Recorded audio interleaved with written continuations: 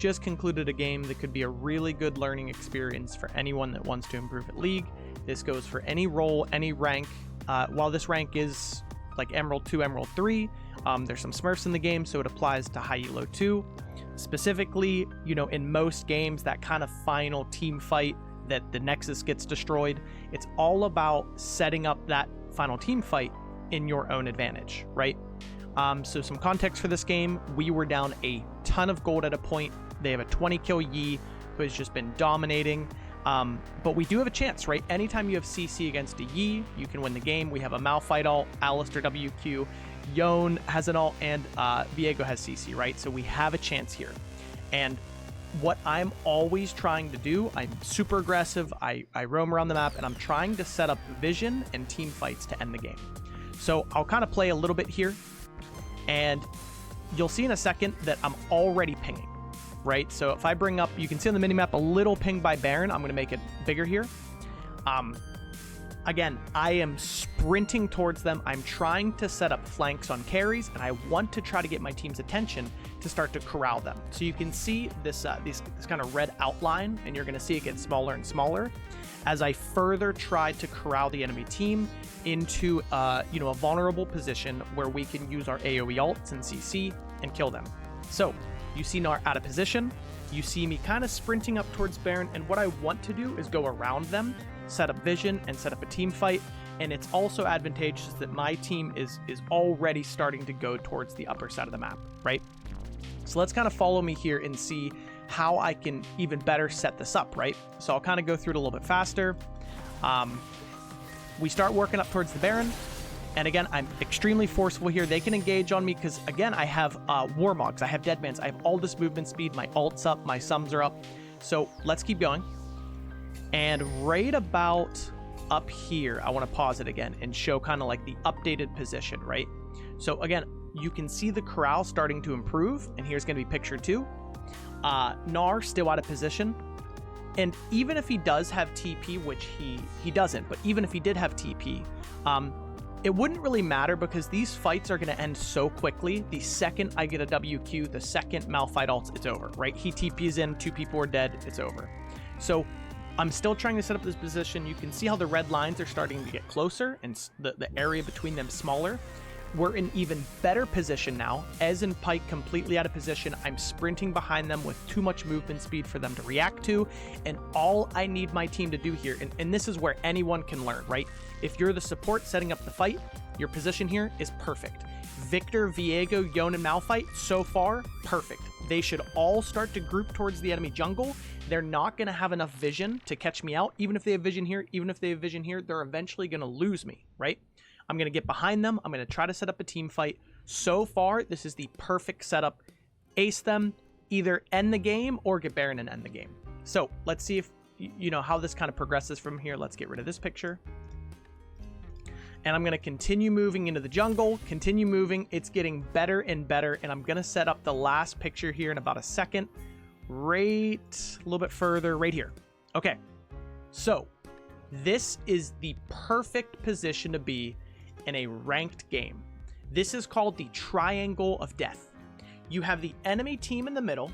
I have a Yone with ult below, me with my WQ above, and here comes my damage, my carries, Viego and Victor up the middle.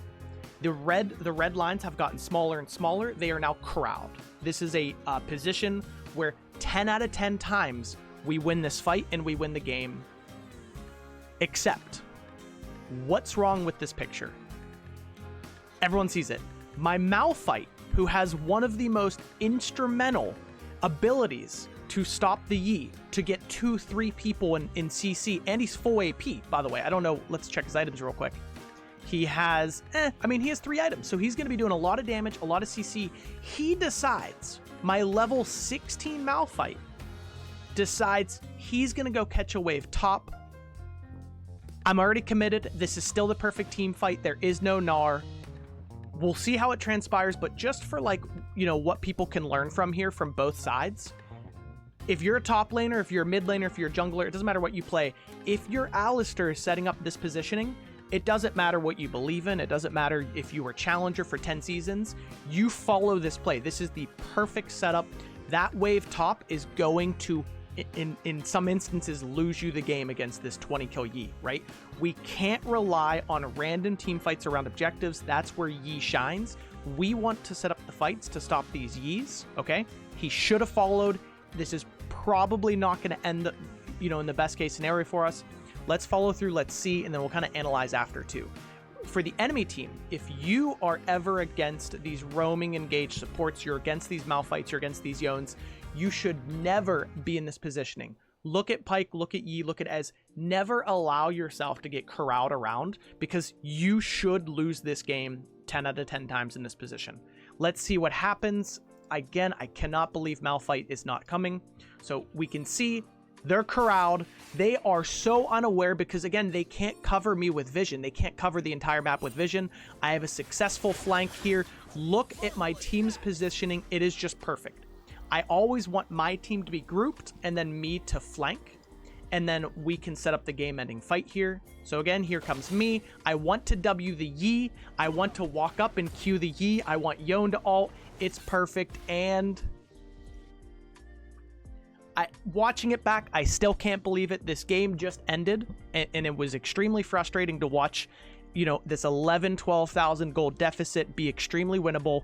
Here's my top laner. They also have TP, by the way. I get the W on Yi. Let's see. I don't actually remember if anyone landed their ults. Let's see if Yone has a perfect angle for a triple ult here. So now that I'm even looking back, Yone also, again, if you're a mid laner, you're a top laner, you had to be there. He could have been there quicker. He could have been there faster. He could have got a triple ult off here. I still have perfect positioning. Viego's still extremely fed.